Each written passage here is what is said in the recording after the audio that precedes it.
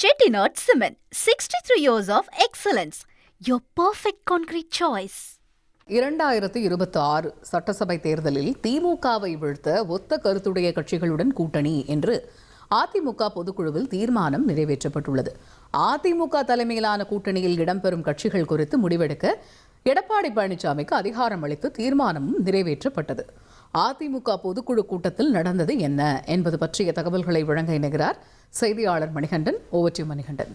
இந்திய தேர்தல் ஆணைய விதிகளின்படி அங்கீகரிக்கப்பட்ட ஒவ்வொரு கட்சியுமே ஆண்டுக்கு ஒரு பொதுக்குழுவையும் 2 செயற்குழுவையும் கூட்ட வேண்டியது அவசியம். அந்த அடிப்படையில் தமிழ்நாட்டுடைய பிரதான எதிர்க்கட்சியான அனைத்திந்திய அண்ணா திராவிட முன்னேற்ற கழகம் அக்கட்சியுடைய பொதுக்குழு மற்றும் செயற்குழுவை சென்னை அடுத்துள்ள வானகரத்தில் அமைந்திருக்கக்கூடிய தனியார் திருமண மண்டபத்தில் நடத்தினர்.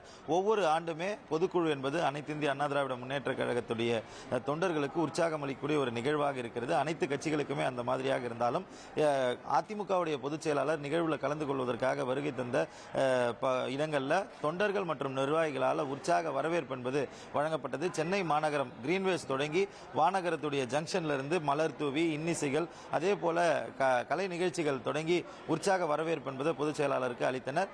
குறிப்பாக 2500 செயற்குழு உறுப்பினர்கள் உட்பட 5000க்கும் மேற்பட்டவர்களுக்கு, அதாவது செயற்குழு, பொதுக்குழு, சிறப்பு அழைப்பாளர்கள் என 5000க்கும் மேற்பட்டவருக்கு இந்த நிகழ்வில் கலந்து கொள்வதற்காக கட்சியின் மூலமாக அழைப்பு என்பது விடுக்கப்பட்டிருந்தது. அது மட்டுமல்லாமல் கட்சியுடைய தொண்டர்கள் நிர்வாகிகளும் திரளாக இந்த வளாகத்திற்கு வெளியே காத்துக் கொண்டிருந்தனர். தொடர்ந்து பொதுச் செயலாளர் வருகையொட்டி பொதுச் செயலாளர் வாகனத்துடனே சேர்ந்து வளாகத்திற்குள்ள நுழைய தொண்டர்கள் முயற்சி செய்ததன் காரணமாக 30க்கும் மேற்பட்டோர் கூட்ட நெரிசலில் சிக்கி சிறிய நேரம் அந்த நேரத்தில் பரபரப்பு என்பது ஏற்பட்டது. அதனைத் தொடர்ந்து அந்த இடத்துல இயல்பு நிலை திரும்பியதற்கு பிறகாக பிரதான நிகழ்ச்சி என்பது துவங்கியது.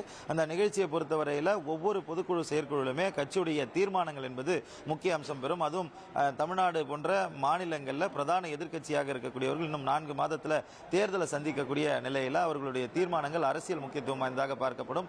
அந்த அடிப்படையில் ஏற்கனவே அஇஅதிமுகவை பொறுத்தவரையில் பாஜகவுடன் கூட்டணி அமைத்து சட்டமன்ற தேர்தலை சந்திப்பதாக தெரிவித்திருந்த நிலையில் அந்த கூட்டணிக்கான அங்கீகாரத்தை ஒப்புதலை இந்த பொதுக்குழுவில் அவர்கள் பெற்றிருந்தனர். அது மட்டுமல்லாமல் அதிமுக தலைமையில் தான் இந்த கூட்டணி என்பதற்கான தீர்மானமும் நிறைவேற்றப்பட்டது.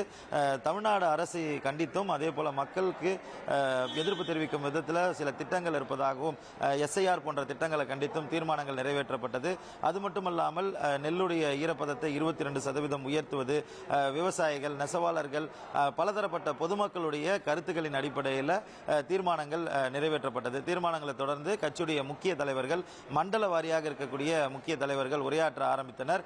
இறுதியில் ஏற்புரையும் நிகழ்ச்சியுடைய பேருரையும் கட்சியுடைய பொதுச் செயலாளர் எடப்பாடி பழனிசாமி வழங்கியிருந்தார்.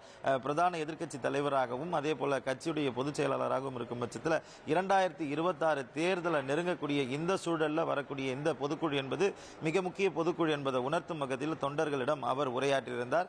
முக்கியமாக 2026 தேர்தலை பொறுத்தவரையில் கூட்டணியுடன் களம் காண இருக்கிறோம். கூட்டணி என்பது நீங்கள் எதிர்பார்த்த கூட்டணி தேர்தலுக்கு முன்பாக அமையும்.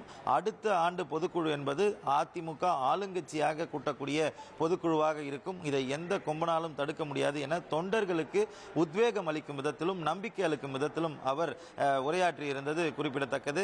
நாமும் தேர்தல் வகுப்பாளை வைத்திருக்கிறோம். நம்முடைய கணக்கு நமக்கு தெரியும். அடுத்த ஆண்டு நடைபெற்ற சட்டமன்ற பொதுத் தேர்தலில் அனைத்து இந்திய அண்ணா திராவிட முன்னேற்ற கழகம் கூட்டணி 210 இடங்களிலே வெல்லும்.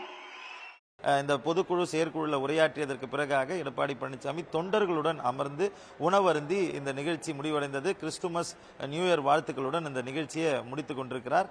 முக்கியமாக இந்த நிகழ்வை பொறுத்தவரையில் 2026 தேர்தலையொட்டி அதிமுகவிலிருந்து சில தலைவர்கள் பிரிந்து சென்றிருக்கக்கூடிய நிலையில் இது சம்பந்தமான தீர்மானங்கள் கொண்டு வரப்படும், அதிமுகவை ஒருங்கிணைக்கக்கூடிய பணிகளுக்கான தீர்மானங்கள் கொண்டு வரப்படும் என்றெல்லாம் தகவல்கள் வெளியாகிய நிலையில் அதிமுக இப்போது இருக்கக்கூடிய நிலையிலே உறுதியாக இருக்கிறது என்பதை உணர்த்தும் வகையில் தீர்மானங்கள் நிறைவேற்றப்பட்டிருக்கிறது.